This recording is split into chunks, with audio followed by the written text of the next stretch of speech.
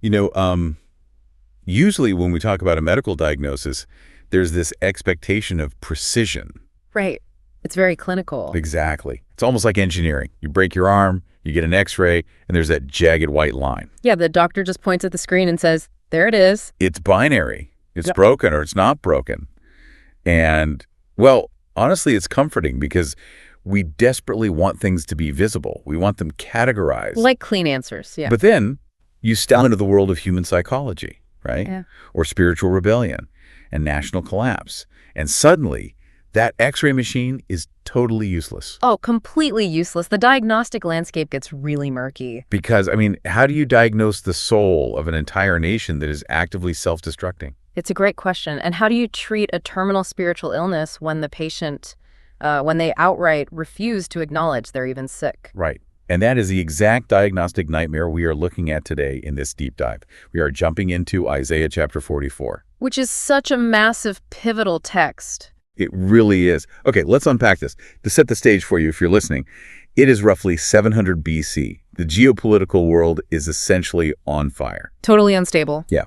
The northern kingdom of Israel has already fallen to the brutal Assyrian Empire. This was in 722 BC. And when we say brutal, I mean, we are talking about an empire famous for psychological warfare. Mass deportations, absolute cruelty. They were decimated, scattered.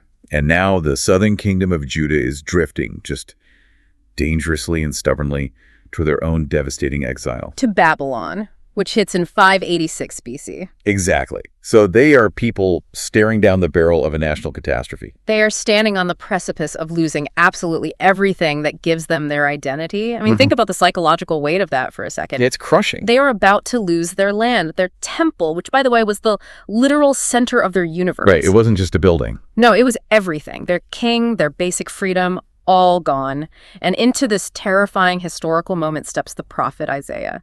And what's fascinating here is where this specific chapter sits in the historical record. Yeah, scholars often refer to Isaiah chapters 40 through 55 as the Book of Comfort. The Book of Comfort. Right. And chapter 44 is really the crown jewel of this entire section. It is, it's a structural masterpiece. It really weaves so much together. It brilliantly blends this tender, unconditional divine comfort with a cosmic courtroom challenge to false gods. Plus, this biting, almost hilarious divine satire against human idolatry. And it culminates in one of the most astonishing predictive prophecies in all of recorded human history. It really does. It's staggering. So if you're listening to this right now, you might be thinking, why am I spending an hour dissecting an ancient text from 700 BC? Which is a fair question. It totally is. But here's the thing. This chapter is a masterclass on the human psyche. Oh, absolutely. It holds up this uncomfortably accurate mirror to how we operate today. It shows how we manufacture our own idols out of our deep-seated anxieties. Right, how the suffocating fog of our own guilt can actually be dissolved. And how world history, despite looking like absolute chaos on the evening news, is being shaped by unseen sovereign hands. Yeah, history isn't random. Exactly. So, stepping right into the opening verses, we transition from the impending doom of an exile, right, to God's immediate response. And honestly, considering Israel's behavior, it's a shocking response. It really catches you off guard. Chapter 43 ends with this bleak, undeniable summary of Israel's sins. You turn the page to chapter 44, expecting a thunderous judgment. But God leads with grace. He does. He says, "Yet now hear, O Jacob, my servant, and Israel, whom I have chosen." And then he introduces a third name, telling Jeshurun not to fear. Jacob, Israel, Jeshurun. Let's break those down. So the precision of those names is carrying an enormous amount of psychological and spiritual weight. Let's look at Jacob first. Okay. Jacob is the name of their ancestor, but it's not just a historical marker. I mean, the historical Jacob was a trickster. He was a schemer. He literally manipulated his brother out of a birthright. He wrestled his way through life. So when God calls the nation Jacob, he is explicitly acknowledging their messiness, their vulnerability, and their generational habit of trying to scheme their way out of trouble. He's saying, I know exactly who you are at your lowest, most manipulative baseline. Precisely. But then he layers on the name Israel, which was the name given to Jacob after he wrestled with the divine. Right. So Israel represents their chosen covenant identity. It's their ultimate destiny, not just their flawed history. And then He drops Jeshurun. Yeah, Jeshurun. And here's where it gets really interesting, because Jeshurun is such a rare term. Very rare. It basically translates to the upright one. Which, objectively speaking, is wildly ironic. Right, because this nation is actively rebelling against him. They are facing a catastrophic exile because they are the exact opposite of upright. They are a mess. Isn't it completely counterintuitive to comfort a rebellious, self-destructive people with a nickname like that? I mean, it feels a bit like a parent praising a teenager for being incredibly responsible right after that teenager steals the family car and totals it. That is a great analogy. It captures the surface tension perfectly. It does feel logically disconnected. Right. But if we connect this to the bigger picture, particularly the theological framework of the New Testament, we find an explanation. Okay, where do we see that? In Romans 4.17, the Apostle Paul talks about a God who calls those things which be not as though they were. Oh, wow. Calling things that are not as though they were. Exactly. God is not ignoring their rebellion. Rather, he is looking past their current catastrophic failures to his ultimate covenant purpose. He sees what he intends to make them, not just what they have made of themselves. Yes. The comfort here is fiercely parental. He immediately reminds them, I formed thee from the womb. Right, because fear grows in the human heart in the exact spaces where God's sovereignty is forgotten. Exactly. By reminding them of their origin, he is essentially saying that their current suffering, this looming Babylonian exile, it is a chastisement, yes. But it's corrective. Corrective, not annihilative. A good parent disciplines a child to correct their path, but they never ultimately forsake the child. So the comfort is rooted entirely in the unchangeable character of the parent, not the performance of the child. That's a massive paradigm shift. It is. But it begs a massive question. If they are currently this scheming, messy Jacob, how does God plan to fundamentally alter their nature into Jeshurun, the upright one? Right, because you can't just slap a new label on a broken system and expect it to work. You need a complete internal overhaul. You do. And the text answers this by shifting into this beautiful, vivid imagery of the natural world. God promises to pour water on the thirsty and floods on the dry ground. And he explicitly links this to pouring his spirit and blessing upon their offspring, resulting in them springing up like grass and willows by watercourses. The imagery is stunning, and it establishes what we can call a hydro-spiritual typology. Hydro-spiritual typology. I like that. Well, we have to put ourselves in the shoes of an ancient Near Eastern audience. In a brutal, arid, desert climate, water is not a luxury. Right, survival. It is the absolute non-negotiable difference between life and death. But God immediately defines the metaphor so we don't miss it. He says, I will pour my spirit. So the physical water represents the Holy Spirit. Yes. Which brings cleansing, refreshing, and ultimate salvation. And the dry ground is a direct typology for the spiritually dead human soul. Think about a completely parched, cracked ravine during a years-long drought. Exactly. That dry dirt has no internal mechanism to generate moisture. It can't force it to rain. It cannot. It is entirely, desperately dependent on the heavens opening up and providing something it cannot produce itself. And in the exact same way, the spiritually dead soul cannot regenerate itself without divine intervention. It's a complete reliance on an outside source. And this language, this pouring out of the Spirit, it echoes so powerfully throughout the rest of the biblical narrative. Where else do we see it? Well, it's a foundational thread. The most prominent parallel is in Joel chapter 2. Okay, yeah. God promises he will pour out his Spirit on all flesh. We see the initial historical fulfillment of this centuries later on the day of Pentecost in Acts chapter 2. Right, when the Holy Spirit comes down. Yes. The Apostle Peter stands up in Jerusalem and explicitly points back, saying, this is that which was spoken by the prophet Joel. However, while Pentecost was a massive fulfillment, it wasn't the final one, right? Exactly. The Spirit was poured out on the early believers, but the promise of pouring it on all flesh globally points toward an eschatological fulfillment. Wait, eschatological, for those of us not reading theology textbooks every day, you just mean the ultimate end-of-the-world final realization of history, right? Precisely. Yeah, sorry for the jargon. It's the difference between a massive down payment and the final inheritance at the end of the age. Got it. And Jesus himself picks up this exact hydro-spiritual imagery in John chapter 7. He stands up at the Feast of Tabernacles. Which, ironically, was a festival that involved pouring out water. Exactly. And he invites anyone who is thirsty to come to him and drink, promising that rivers of living water, meaning the Spirit, will flow from within them. And the result of that watering is profound growth. They spring up like willows. But then the text moves from agriculture to sociology. Right. It describes the social and psychological result of this internal change. It says people will start voluntarily saying, I am the Lord's, and calling themselves by the name of Jacob, and even subscribing with their hand, essentially writing it on their hand that they belong to God. Which is fascinating. This imagery of writing on the hand, it reminds me so much of how we signal identity today. Oh, for sure. I mean, people are desperate to broadcast who they belong to. We wear massive brand logos across our chests. We cover our laptops in stickers. People literally get tattoos. Exactly. People tattoo the names of bands, loved ones, or even corporate logos on their skin to say, this is what I love, this is my drive, this is my identity. Yeah. But here, the ultimate badge of honor, like the ultimate flex, is voluntarily declaring absolute allegiance to God. That modern translation fits perfectly because human nature hasn't changed at all. We are wired for allegiance. We really are. When God heals a community internally by pouring out his spirit, that community begins to speak and identify itself differently. They stop hiding their allegiance and start broadcasting it. And there is a brilliant prophetic subtlety embedded right here, isn't there? There is. When it says, another shall call himself by the name of Jacob, it's pointing far beyond the ethnic borders of Israel. It's predicting the inclusion of the Gentiles. Yes. People who were not ethnically born into the nation of Israel will gladly and voluntarily align their identity with the God of Israel.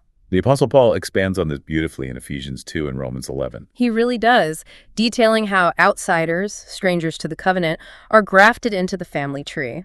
It is a vision of a radically restored, expansive community bound together not by shared genetics, but by the shared reception of the Holy Spirit. It's a beautiful picture. So we've established that humanity is broken, and God has laid out this incredible, expansive promise of what he's going to do to fix it. He's going to comfort them, wash them, pour his spirit out, and restore their identity. Right. But then the tone of the text dramatically shifts. It pivots hard. God essentially steps into a cosmic courtroom. Because if you're going to make a promise that massive, you have to prove you have the capital to back it up. You have to show your credentials. God declares, I am the first and I am the last, and beside me there is no God. And then he issues this wild challenge to the universe. He says, if there is any other God out there, let them declare what is going to happen in the future and set it in order. This is the transcendent, unrivaled uniqueness of Yahweh on full display. He claims the titles of King, Redeemer, and Lord of Hosts.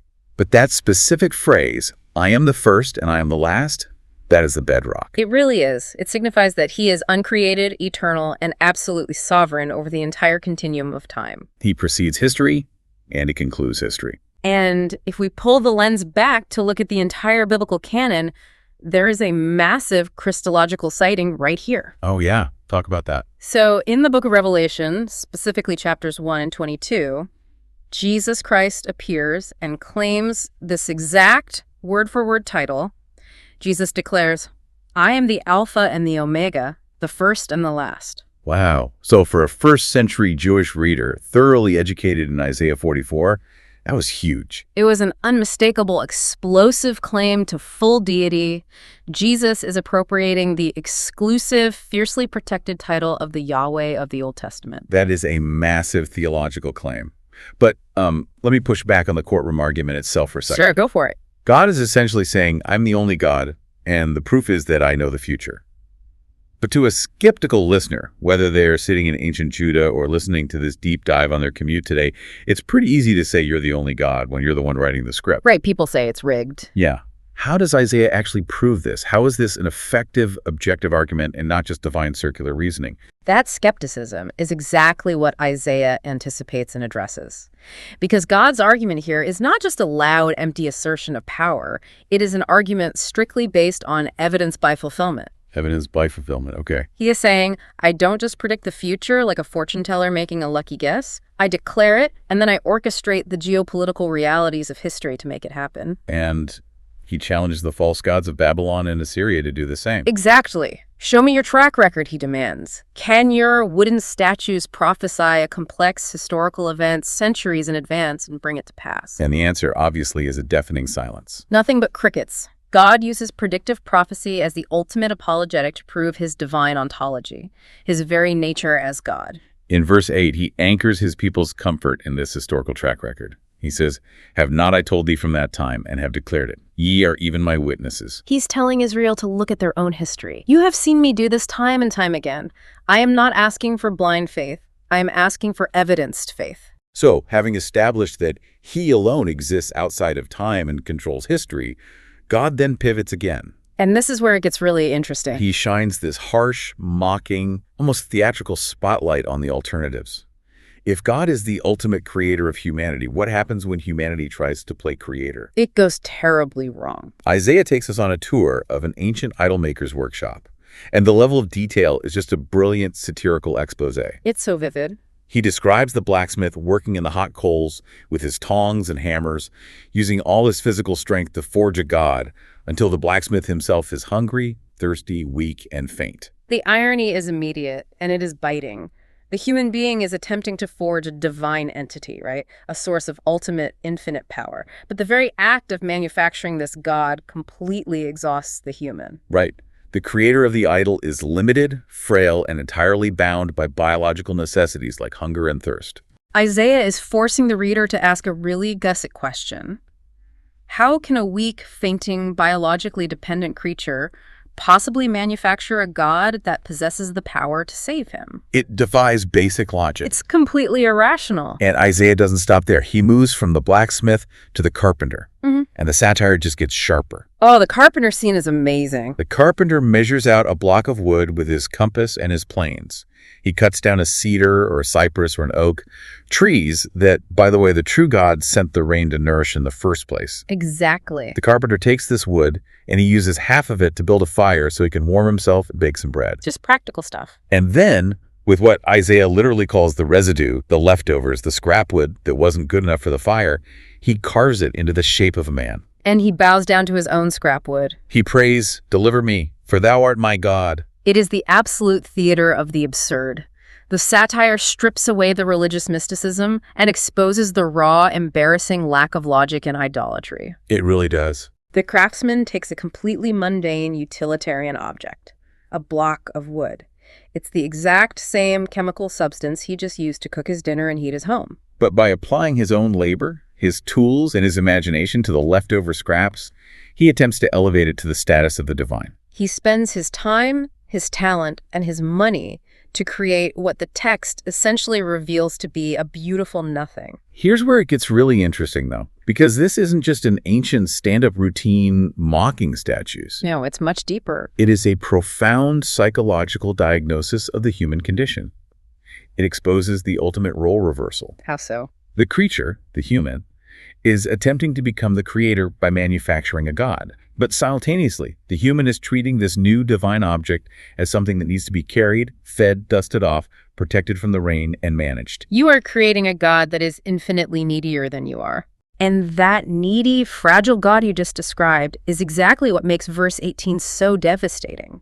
It forces us to ask, why would an intelligent, capable human being do something so blatantly irrational? Right. Why do we do this? Isaiah answers this by saying, "They have not known nor understood, for he hath shut their eyes that they cannot see, and their hearts that they cannot understand." So it's a blindness. Yes, this is not an issue of low IQ or a lack of ancient education. It is a willful, terminal spiritual blindness. The Apostle Paul unpacks this exact psychological dynamic centuries later in Romans 1. He does. He describes humanity actively exchanging the truth of God for a lie, choosing to worship the creature rather than the creator. When human beings suppress the truth of God, their reasoning becomes futile and their foolish hearts are darkened. The spiritual blindness is self-inflicted. By refusing to bow to the true God who made them, they are psychologically forced to bow to a block of wood they made themselves.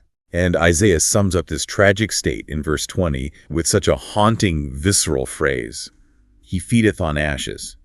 A deceived heart hath turned him aside, that he cannot deliver his soul, nor say, Is there not a lie in my right hand? Feeding on ashes. Think about the psychological delusion of that. You are desperately chewing on something that has zero nutritional value, zero spiritual substance, and leaves the taste of death in your mouth. But your heart is so deceived that you've convinced yourself you are sitting at a banquet. It is the ultimate tragic self-deception.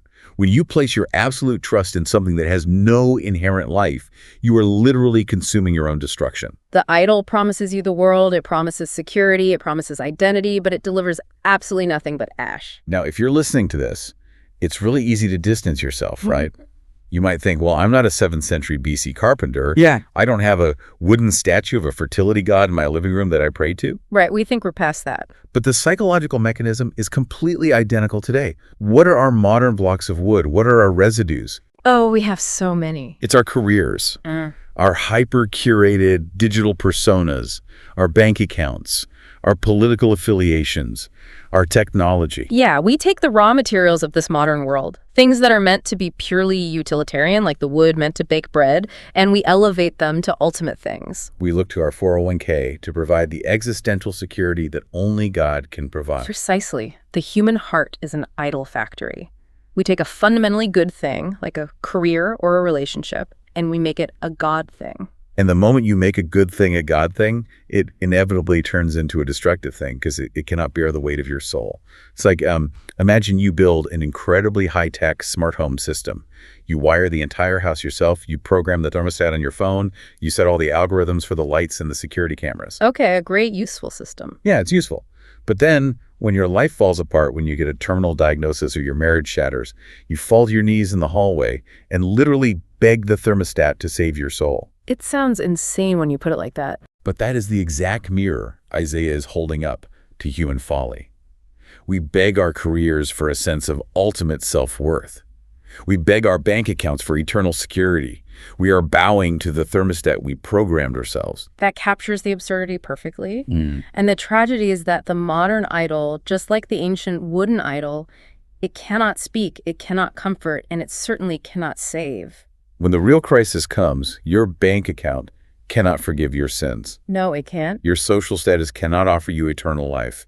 You are left starving, feeding on ashes, holding a lie in your right hand. So bleak, but so true. So we've established that humanity is addicted to building its own gods, and it's a tragic, self-inflicted blindness.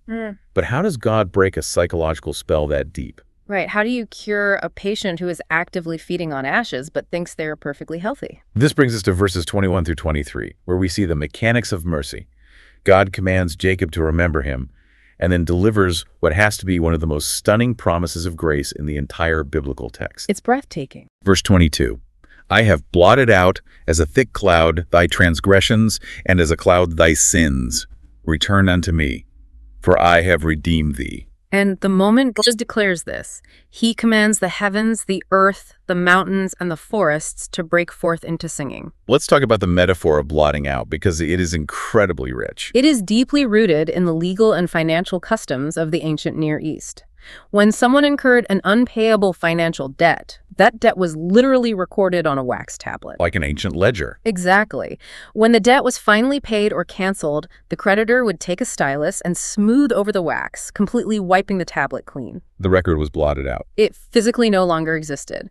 God takes this localized legal imagery and scales it up to a terrifying cosmic level. He compares Israel's massive generational accumulation of sin and rebellion to a dense, dark, suffocating cloud cover that has completely blocked out the sun. And with a single word of grace, he acts like the burning heat of the midday sun, instantly dissolving the cloud until there is nothing left but clear blue sky. I really want to pause on the psychological relief of that, because guilt, true, deep-seated, legitimate guilt over the harm we've caused, is heavy.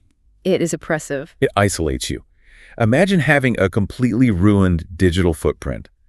Imagine every terrible thought, every selfish action, every lie you've ever told being permanently recorded and publicly accessible. A massive, unpayable, moral credit card debt that is compounding interest every single day. That feels exactly like a thick fog you can't escape. When God says, I have blotted out your transgressions, he isn't saying, I'll tolerate you, but I'm keeping your file in the back room just in case. No, he is actively, permanently erasing the server. Yes, the erasure is absolute and irrevocable. And notice the highly specific order of operations in the text, because it is countercultural to every other religion. This is such an important point. Look at the end of verse 22. Return unto me, for I have redeemed thee. He does not say, return unto me, clean up your acts, stop worshiping the wood, pay off a percentage of your debt, and then I will redeem you. Right. The redemption is stated as an already accomplished fact. I have redeemed thee. The forgiveness precedes the return. The grace is the actual engine that makes the return possible. God's unconditional unilateral action enables their repentance. And as a Christian looking back at this ancient text, the typology of the cross is flashing in neon lights right here. Oh, you can't miss it. It instantly brings to mind Colossians 2.14 in the New Testament, where the Apostle Paul writes about Jesus blotting out the handwriting of ordinances that was against us, which was contrary to us, and took it out of the way, nailing it to his cross. The ultimate fulfillment of this evaporating cloud of debt happened on Calvary. Christ absorbed the crushing weight of the unpayable debt so the wax tablet could be smoothed over for humanity. The continuity between Isaiah and Paul is breathtaking. And because this redemption is so massive, so structurally profound, it cannot be contained just within the human heart. Which is exactly why verse 23 summons the entire cosmos to sing. The heavens, the lower parts of the earth, the mountains, the trees. Creation itself rejoices when God's redemption breaks into history. It's an incredible preview of Romans 8, where Paul says that all of creation is currently groaning under the weight of decay, waiting for the manifestation of the children of God and the ultimate renewal of the world. Redemption in the biblical worldview is not just a private, internal psychological experience. It is a cosmic, world-altering event. It absolutely is. So we have a God who can heal the internal psychological weight of sin, a God who can blot out cosmic debt. But we have to remember the context we established at the beginning. Right, the historical reality. Isaiah is not writing in a philosophical vacuum. Israel is facing a very real, very physical, terrifying political crisis. They're going to be conquered by a ruthless superpower, dragged away to Babylon. And their beloved city of Jerusalem is going to be reduced to smoking rubble. If God is so powerful, what is he going to do about the geopolitical reality of their captivity? Because spiritual comfort is great, but they need physical rescue. Exactly. And that brings us to the grand finale of this chapter, verses 24 through 28, where God steps up as the architect of history. This is exactly where God's claim from the cosmic courtroom, his claim to know and declare the future, is put to the ultimate verifiable test. God reintroduces himself as the creator, the one who stretches forth the heavens alone. He reminds them that he actively frustrates the false prophets and turns the supposed knowledge of worldly wise men into foolishness. And then he stops speaking in generalities and begins to speak in startling specifics. He declares that Jerusalem shall be inhabited again, and the destroyed cities of Judah shall be rebuilt.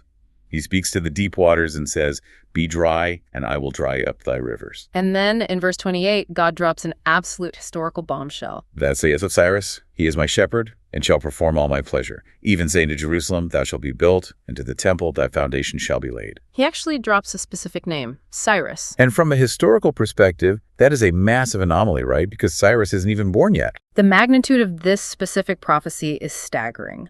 Isaiah is writing this approximately 150 to 170 years before Cyrus the Great, the future king of the Medo-Persian Empire, is even born. Israel hasn't even gone into their Babylonian captivity yet. And God is already naming the specific foreign monarch who will eventually conquer Babylon and issue the political decree to send the Jewish exiles home to rebuild their temple. It is so stunningly precise that skeptics over the last couple of centuries have desperately tried to argue that this section of Isaiah must have been written later by an anonymous second Isaiah after the fact. Simply because a secular worldview cannot accept the reality of supernatural predictive prophecy. But if you accept that second Isaiah theory, doesn't it completely destroy the internal logic of the chapter itself? It absolutely destroys it. Within the internal logic of the text, this prophecy is the very proof God is offering. Right. If it was written after the fact, God's entire argument in verses 6 and 7, where he mocks the idols by saying, "I alone can tell the future, let's see you do it," well, it falls completely flat. It makes God a liar and a fraud within his own courtroom. Exactly. The naming of Cyrus is the ultimate mic drop in his argument against the idols. It is the definitive proof of evidence by fulfillment. And the details of that fulfillment are wild. Let's look at that line in verse 27. I will dry up thy rivers. Because if you know the history of Babylon, that isn't just poetic language. That is a specific military strategy. It is. How did Cyrus actually conquer Babylon? Because Babylon was considered the most impenetrable fortress in the ancient world. It was considered completely unconquerable. Babylon had massive double-layered walls that were wide enough to race chariots on top of. Wow. And their ultimate defense was the Euphrates River, which ran right under the walls and straight through the center of the city, providing an endless water supply. So they could withstand a siege indefinitely. Exactly. According to historical accounts from Herodotus and others, Cyrus's army pulled off an engineering marvel. They literally diverted the flow of the Euphrates River into nearby swamps and canals. So the water level drops. Once the water level dropped to roughly thigh height, his soldiers marched right up the dried riverbed, slipped under the massive city walls, and took the impenetrable city of Babylon by surprise in a single night, while the Babylonians were inside having a drunken feast. Isaiah prophesied the exact, highly specific military strategy of drying up the river a century and a half before the Persian engineers ever picked up a shovel. That is mind-blowing. But theology-wise, what's even more fascinating here is who Cyrus is. God calls him my shepherd. And later in chapter 45, God actually calls Cyrus his anointed. Which is wild because Cyrus is a pagan Persian king. He does not worship Yahweh. He is not part of the covenant of Abraham. He's an absolute outsider, a secular, ruthless political conqueror. And yet God claims total ownership of him, his military strategies, and his political decrees. It is deeply scandalous to the rigid religious mind. It profoundly expands our understanding of God's sovereignty. It proves that God's authority is not limited to the borders of Israel or the confines of the faithful community. He's the Lord of all world empires. He can take a secular, pagan emperor who has no idea who Yahweh is and use him as an instrument, as a shepherd, to protect, preserve, and restore his covenant people. It is a brilliant political theology. The hearts of kings are in the hand of the Lord, and he turns them wherever he wishes. Cyrus looks in the mirror and thinks he is building a magnificent Persian empire for his own glory, but in reality, he is merely an employee of Yahweh, carrying out the divine pleasure to rebuild Jerusalem. And once again, we have to look at the typology here, because the Bible is constantly layering its meanings. Cyrus is a historical figure, yes, but he is also a type, a shadow pointing forward to something much greater. Right, he's a foreshadowing. Cyrus is a temporary, flawed shepherd who frees Israel from physical captivity in Babylon. And as Isaiah chapter 45 specifically points out, Cyrus does it without demanding a price or a ransom from the Jews. He doesn't sell them. He just issues the decree and lets them walk free. The parallels are deeply intentional. Cyrus perfectly prefigures Jesus Christ, who is the ultimate perfect good shepherd. While Cyrus frees a single nation from the physical, geographical borders of Babylon, Jesus enters human history to free humanity from the eternal, spiritual captivity of sin and death.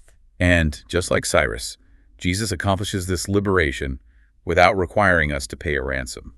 As Isaiah chapter 55 will later invite, we receive this salvation without money and without price. Furthermore, Cyrus merely lays the physical foundation for a temple made of stones, a temple that would eventually be destroyed all over again by the Romans in 70 AD. But Jesus, however, builds the ultimate, indestructible, everlasting living temple, the church, constructed out of redeemed human lives. Cyrus is the shadow.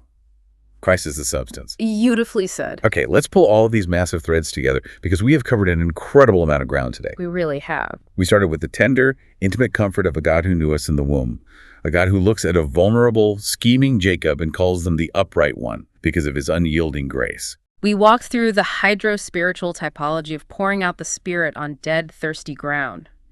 We sat in the cosmic courtroom and watched God dismantle the false gods. We witnessed the biting, brilliant satire of the ancient carpenter bowing down to his leftover firewood, which exposed the sheer absurdity of human idolatry. An absurdity we repeat every time we look to our careers or our bank accounts to save our souls. We felt the profound psychological relief of having our massive, cloud-like debts of sin completely evaporated by the burning sun of God's mercy. And finally, we saw the geopolitical shockwave of a God who can name a Persian king 150 years in advance and orchestrate the drying of the Euphrates River just to bring his exiled people home. If you're listening to this right now, it's easy to think this is just ancient history, but Isaiah 44 is an anchor for the soul today. It absolutely is. We live in an age that is saturated with false gods, with empty modern idols that demand our constant worship, our time, and our anxiety, but can never actually save us when the crisis hits. We live in a world of overwhelming information and geopolitical dread that mirrors the anxiety of 700 BC Judah. But this chapter tells us that the true God balances perfect, undeniable justice with relentless, unmerited mercy. He is a God who does not need to be carried by us, like a fragile block of wood or a delicate piece of technology. He's a God who promises to carry us. He is in absolute sovereign control of human history, from the rise and fall of ancient empires down to the intricate, microscopic details of your own life. Which brings us all the way back to where we started. Remember that medical diagnosis? The murky, muddy waters of our own spiritual illness. Exactly. We walk into the doctor's office fearing a terminal sentence because we know our own rebellion. We know our own digital footprint. But the great physician looks at the x-ray, sees the shattered, dry, idolatrous state of our hearts, and instead of condemning us, he says, "I have blotted out your transgressions like a thick cloud. I will pour my spirit on your thirsty ground." He offers a cure we could never, ever manufacture ourselves. It is the ultimate comfort for the human soul. So I want to leave you with a final thought to mull over as you go about your week. We saw how God looked at a geopolitical map 150 years into the future, named a foreign king who hadn't even been conceived, and orchestrated the drying of a massive river just to ensure his exiled people could come back home. It's incredible. If God is that meticulous, that sovereign, and that fiercely committed to redeeming his people, what unseen behind-the-scenes variables is he already aligning in the unwritten chapters of your own life? Thank you so much for joining us on this deep dive. Keep asking questions. Keep looking past the surface and keep seeking those aha moments.